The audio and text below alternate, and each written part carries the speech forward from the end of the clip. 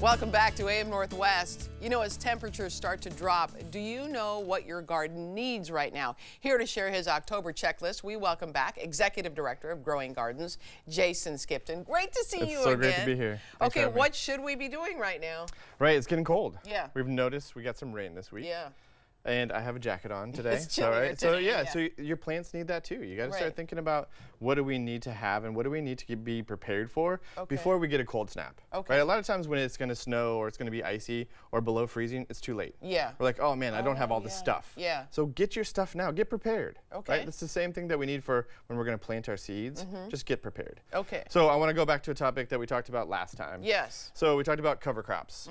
I'm going to keep talking about cover crops for the next couple of months. Because And explain what cover crops are used yeah, for. a cover crop really is this idea, now that you've harvested your plants, you've cut your tomatoes out, Right. this is a crop that you plant to cover your soil. Okay. You've built all of this amazing, diverse soil. Yeah, that makes sense. And now you don't want it to all get washed away in the rain, Right. which happens, That's- right? If it's just bare soil, Yeah. you're going to lose that. You're going to lose nutrients as well. Okay. So this is the idea of growing your own fertilizer. Oh, Right? This okay. is a fertilizer crop that you're going to turn back into the soil. Oh. That's nitrogen. Okay. Right? That's the whole idea about this. You're covering your soil, but also you're then preparing next crop Okay. to have fertilizer. All right. So I want to keep bringing this in so you guys can see what this looks like as it grows. There's a multiple different varieties And of you don't need plants in to here. trim it down or anything. No, you just let it go. Okay. That's also another really great thing about beneficial insects. So they'll find this as a home during the cold months and live in here. Ladybugs and other things that you need for your garden. Oh, this will okay. be a habitat for them. Okay. Right? So we're going to do a little test today. Yes. Little quiz. Since Okay. we've talked about this. Okay. I have 4 different varieties. 3 different. Well, there's 4 in here. There's one right here, yeah. Okay. 4 This different has 2 in varieties it. of cover crop. Okay. And they're all planted in this container. So I'm going to ask you, Helen, what is this one right here? What is I'm this? going to say that's the smallest seed. So that must be for the smallest. Let me see here. So Yeah, this check is it what out. it looks like.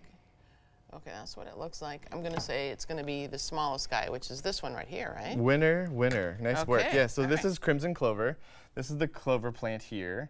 It produces this amazing violet, crimson clover looking flower in the springtime. Okay. All right, next, how about this one? This one's a little bit bigger. Yeah, these are bigger. I'm going to, and it's the, well, I'm going to say it's going to be this guy. Wow, you're on your way here. You got this. Yeah, so this is fava. This is a fava bean. So this looks like a miniature fava bean. But the idea is you're not going to let this produce a fava bean pod. Okay. You're going to let this grow as much as you can. And when it starts to put out this beautiful white and purple flower, Yeah. that's when you start to then chop that back in. Oh, right? okay, Okay. okay. So we have And- crimson clover yeah. and fava bean. Yeah. Well, this. Next, yeah, these let's go two- with this one. This is kind of this round one. Yeah. This one here. Okay. Well, it's one of these guys. Yeah, you're obviously, down to right? 2 now. Yeah. So I'm gonna say, it's this one. Yeah, great. Wow, you're 3 for 3. Hey! This is a winter pea. So the cool thing about this is it puts out trindles just like peas do. Yeah. You can actually clip these off and eat these. You Oh. can put them into your salad. These are Okay. great things that you can do as well. Okay. So this, again, a winter pea that's going to grow during the winter months. Yeah. All right, how about this last one, Well, which it's is gotta this be- seed yeah, right here. yeah. Which looks really familiar to a lot of people. This is a winter wheat. So this is a wheat plant. Again, you're going to let it grow. I actually Looks thought like a there grass. was more, of Right? a grass seed, Yeah, because that's totally. why it looked familiar. Right. I've seen grass seed. Yep, so that's that winter looked wheat. familiar too. Okay. So you have time. Yes. When I come back in November, you're not going to have time to plant these cover crops. Okay. Plant cover crop. Gotcha. I talked about garlic. Yes. Plant garlic. Okay. Your window's closing, right? You have until about the first week of November to get garlic in the ground. Okay. It's also true if you want to have spring bulbs.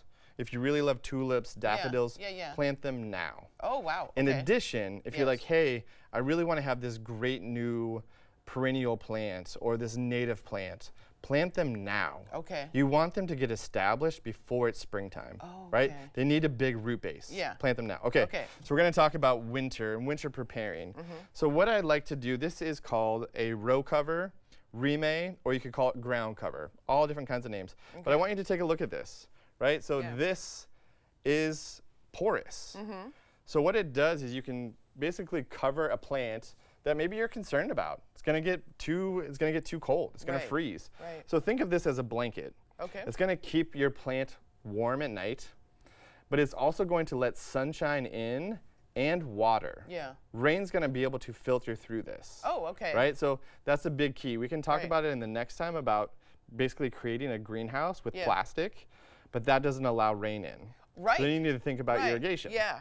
Right? Okay. So the idea of covering your plants with a remay, No, we don't need to cover our cover crops. you don't need to cover your cover Yeah. crops. This is totally, and that was just like an example of you're Yeah. like, hey, like for me, I had a blueberry plant.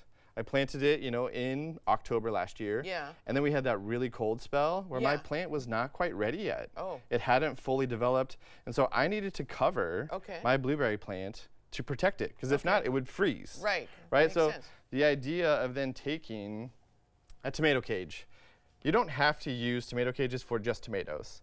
I use these for all kind of plants that need extra support. Oh, of course. Right? So okay. they need to be covered. Yeah, Right? They okay. might freeze. Yeah. So basically what you do, put your tomato cage on the ground, cover this with I mean, your is this gonna? Are you saying this is for the really tall plants? yeah, like or you would this- have a plant inside here. Okay, You know? yeah, but you a want to really give it tall some one, support. okay. And then I use clothespins clothespins, and I basically take these and put them on the side. on the side? Okay. Oh, yeah. Anywhere, just Okay. because usually when it gets cold, we get wind. Yeah. Oh, And then yeah. if we have wind, it's going to just blow right off. So you basically want to just take this and go all the way down to keep this Okay. secure. Yeah. You're basically putting on a jacket for your For plants.